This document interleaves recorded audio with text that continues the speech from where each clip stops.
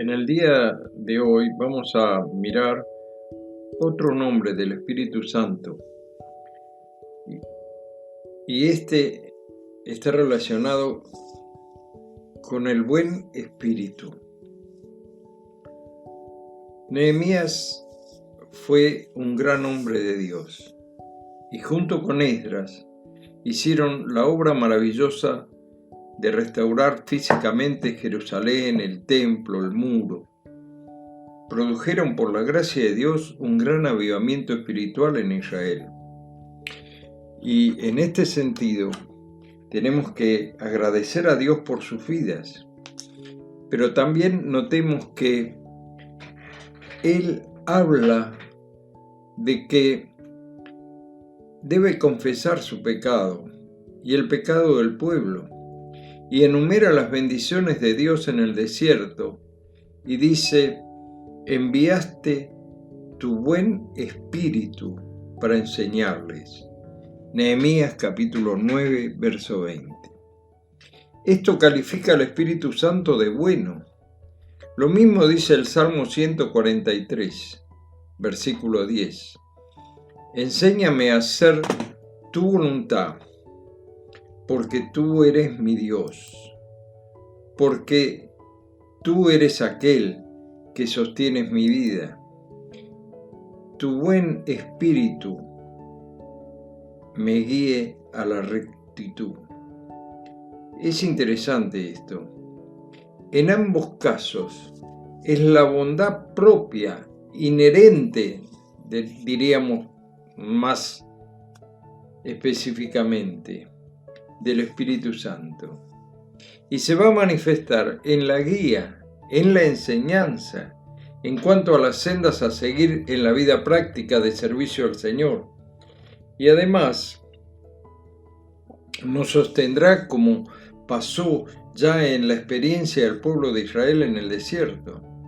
El mismo Señor prometió que el Espíritu Santo estaría en nosotros, pero cuando venga el Espíritu de verdad, Él os guiará a toda verdad, porque no hablará por su propia cuenta, sino que hablará todo lo que oyere, y os hará saber todas las cosas que habrán de venir. Juan 16, 13.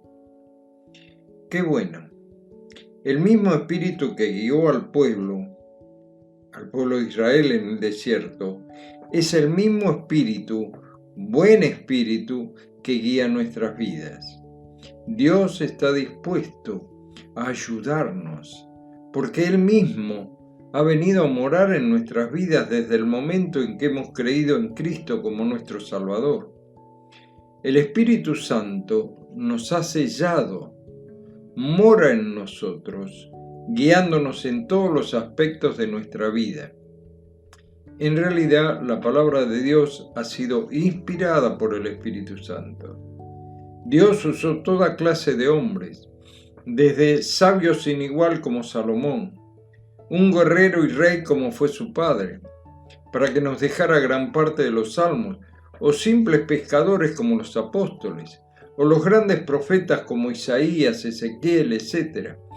Dice así la Escritura: toda Escritura, es decir, la Biblia entera, está inspirada por Dios.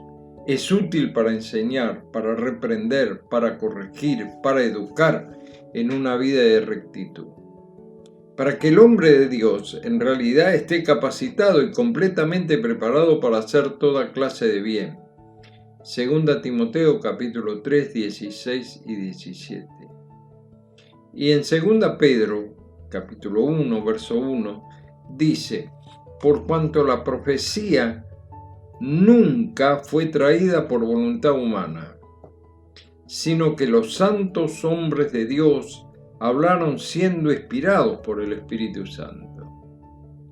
De tal manera que en nuestra vida cristiana, en el sentido práctico, el mismo Espíritu que inspiró a distintas personas muy semejantes a nosotros, pero vestidos con distintas ropas, con otros idiomas, en otro ambiente cultural completamente distinto, pero en definitiva con las mismas necesidades espirituales que el hombre moderno, porque en eso no hemos cambiado en nada. Cuando esa letra bíblica es pasada a nuestro espíritu por el mismo espíritu que la inspiró, comienza a tener vida en nosotros.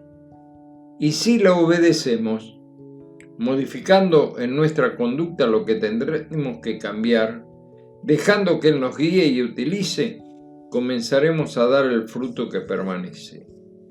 Así dice Juan capítulo 15.